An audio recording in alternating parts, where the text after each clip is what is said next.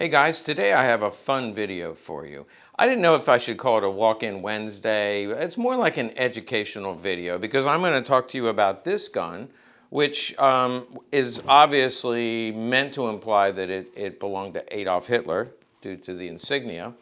And the education you're going to receive is when you buy something that purportedly belonged to Adolf Hitler, you might want to do some due diligence. So let's check this out. Now, first of all, I found out about this gun by one of our viewers. Thank you for letting me know. They sent me a link to a website and said, hey, there's somebody who has Hitler's gun. Actually, the website never said this was Hitler's gun. I want to be clear about that. But this gun is out there. Do you think it's real?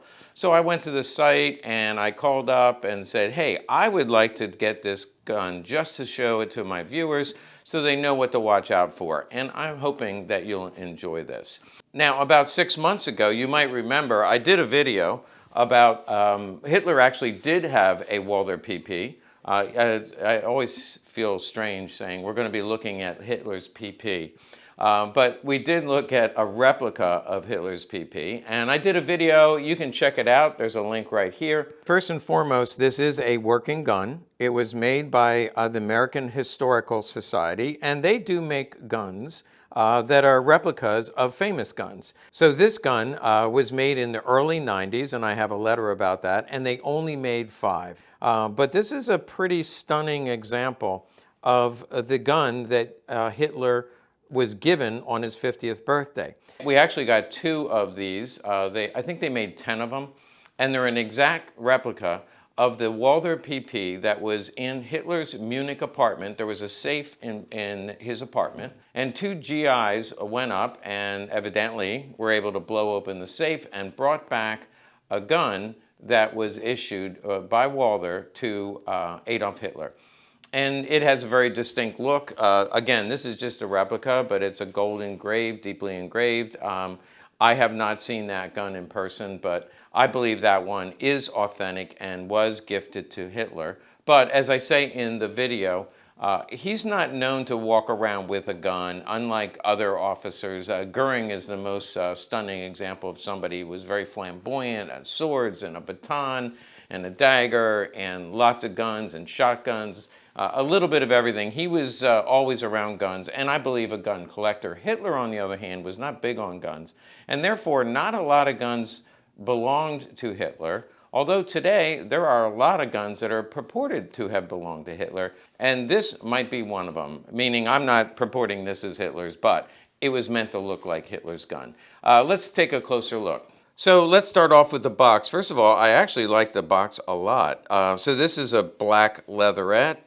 This looks pretty old, maybe brass, and it tells me this was perhaps done right after the war. Now, what I wanted to say about Hitler memorabilia, first of all, there is a lot of Hitler items that came back. Most of it would be things like this. There's like napkins and glassware and silverware, and they have this particular logo.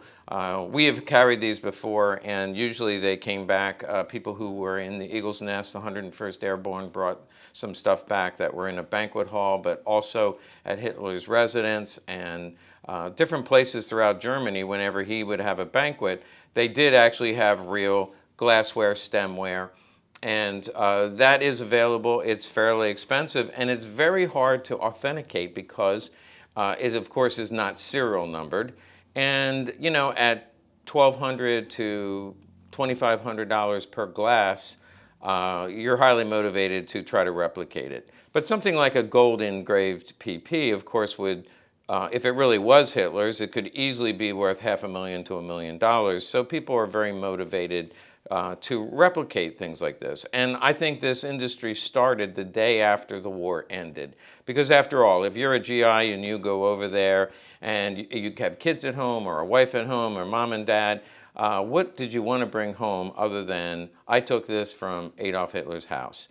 So, like I said, they've been replicating Adolf Hitler memorabilia since the day after the war. I'm going to give you 4 reasons why I believe this is not real. In fact, I'm not even going to say I believe. I'm sure, I'm sure this is not was never issued to Adolf Hitler. But it is an actual Walther PP. From the serial number, we know that this gun was issued in, well, it was made in 1944, so right toward the end of the war. And also, and this is reason number one, it could not have been issued to Adolf Hitler. It's Waffen stamped, which means it went to the German military. They were always blued, and in 1944 it would be a dull blue. Here's an example of a 1944 era PP that would have gone to the military. You see Waffen proof, and it's a dull blue. The second reason, you can see here, all of the gold engraved guns, here's another one we're going to be looking at, but all the gold engraved presentation guns that I've seen have ivory grips or white grips or some kind of a special grip, not the standard black grip. And this has a standard black grip. This magazine might have been swapped out, but that's a blued magazine. That's actually not been messed with.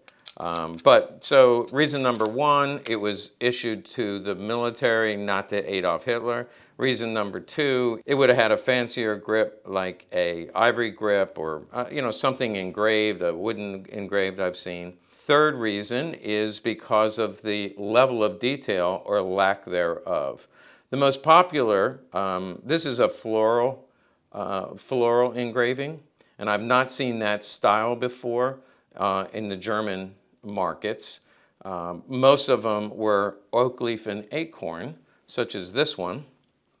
Here, you can do a comparison here of the gold engraved replica, which looks brand new, and then this one.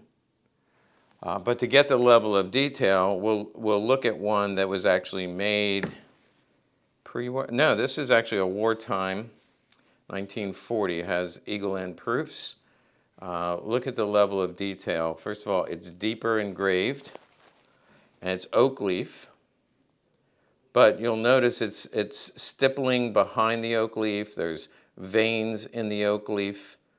You can see here the level of detail on the safety lever. If you look at the top of the trigger, there's a couple of oak leaves, actually oak leaf and an acorn. Oak leaves here, and you can just see the level of detail is not at all the same. Let's take a look at the front. You can see it, the front strap, you can see really clearly the level of detail underneath. Look at the trigger guard, level of detail. I wish this one had as much gold as this one. This was probably made, it does show age, so I don't think it was done recently. And the case shows age. There's verdigris right here. So this shows age, the finish shows age. It was done sometime, the gun was made in 44, but this work was done sometime after the war. It might have been in the 50s or 60s. A lot of these craftsmen have now passed on, so I see a lot less of this going on today. I don't know anybody, well, I do. I actually do know somebody who's still engraving Walther PPs and PPKs, but most of the guys that used to do this kind of craftsmanship are no longer around because the current generation just has not learned this art. And that may change. It also may be all done by computers at some point. I also love the bottom of this one. Look at that magazine, how it's deeply engraved with oak leaf. There's even engraving here and nothing there, although in fairness, if it had a flat bottom, he could have engraved, whoever did it could have engraved that.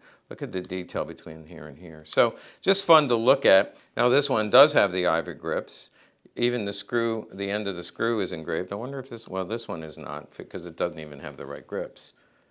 Yeah, that's not engraved, but even that's engraved.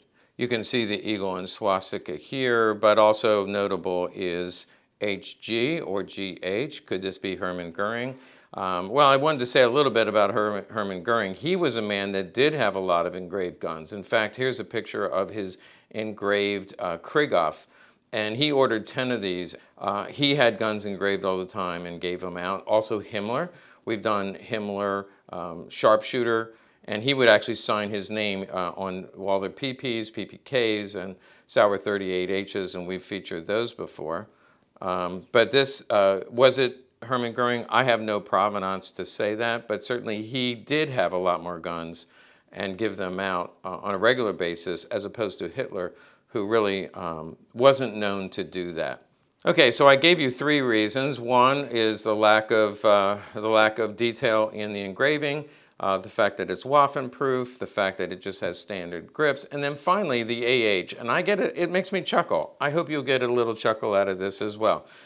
We have AH here. So first of all, we have AH on the box with the eagle. You know, that actually is kind of cool. If I ever do get Adolf Hitler's gun, I would put it in this box because the box does look old, and it wasn't made by Walther, but a craftsman. You know, I'm sure it wasn't. It was done after the war. Let's not even speculate. It was done after the war. But we have AH here, we have AH here, and AH here. Now, who puts their initials on the gun 3 times? I mean, he wasn't that flamboyant, gaudy, not at all. And even Goering would only put, you know, we have other guns that have the initials, but it's only in one spot. So the fact that he put it in 3 times, whoever did this said, I really want you to know that this was Adolf Hitler's. So I'm going to put it on there 1, 2, 3 times. And there's a 4th. Anyway, I thought it would be fun to go over this with you. Obviously, if you were going to buy something like this, and kudos to the guy who saw it on the internet and sent me a copy and said, hey, check this out. What do you think? Well, I just did a video about what I think. Hey guys, thanks for watching. I don't know about you, but I prefer this one over this one.